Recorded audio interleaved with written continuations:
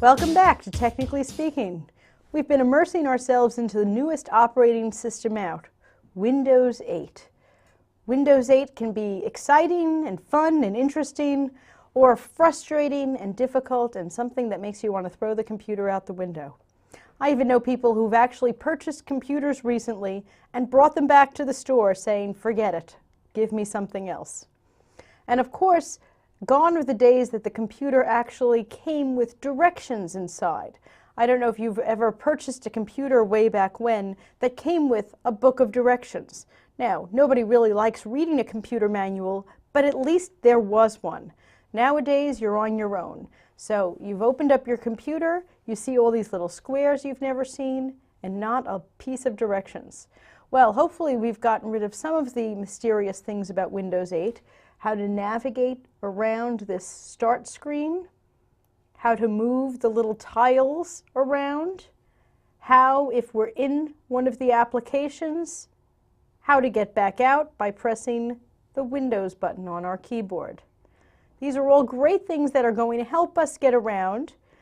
And if you want to abandon all of this, we can even press the little Windows button and go to our desktop. On our desktop, we're going to see a lot of familiar things, but one main thing is missing, the Start button. If you recall, down here in the lower left-hand corner, on all the other Windows systems, there was a Start button. This button would pop open a whole menu of applications, documents, even the on and off switch was underneath that Start button. Well, one of the biggest complaints from people is that there's no more Start button. But there is a way to get back the Start button. There's been so much difficulty with Windows 8 that there are many, many companies that have come out with other programs that you can run to get back the Start button. We're going to use one of them now. It's a free program. It'll only take us a few minutes to install it and might make your computer feel like home again. So the first thing I'm going to do is open up the internet.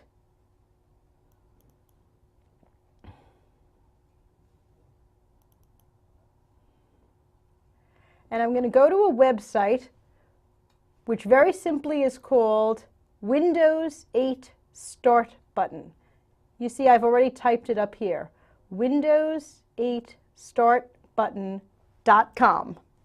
That's easy enough. What we're looking for is a start button, so we go to Windows8startbutton.com. And it's a free download, so I'm just going to click here to get started. You'll notice that it put a little exe file here. That was the download. I clicked to download, and now I'm going to double click here to get started. The first question, do you want to allow the following program to make changes to this computer?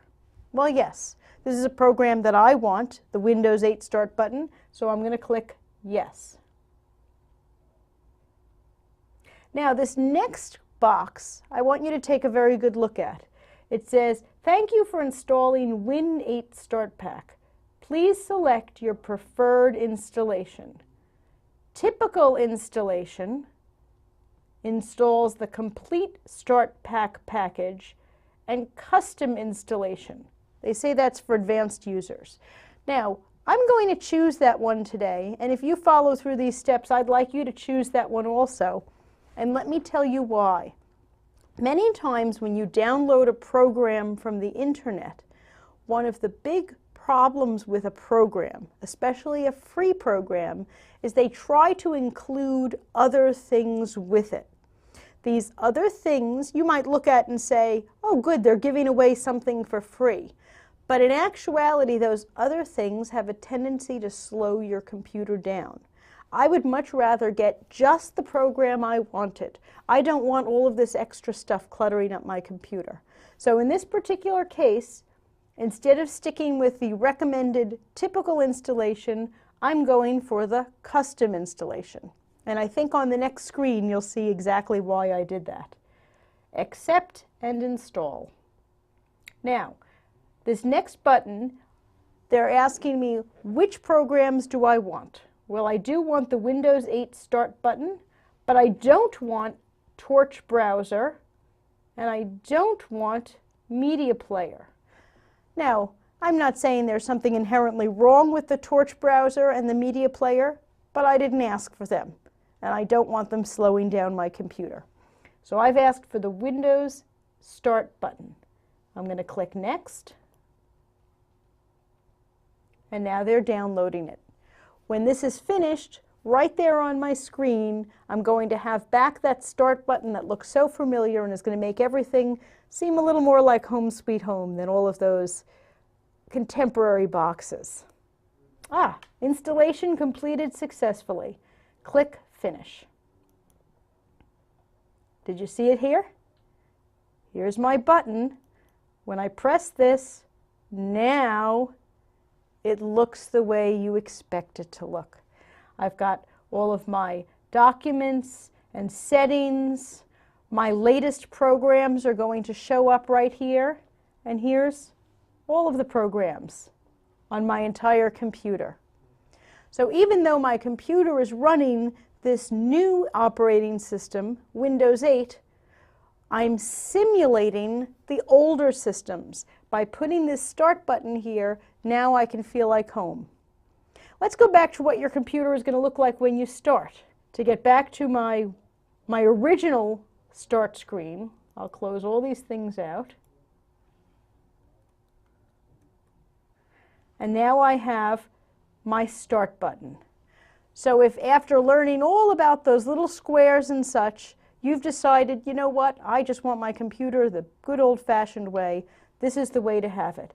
Doing something like this will simulate a Windows 7 or a Windows XP environment for your computer.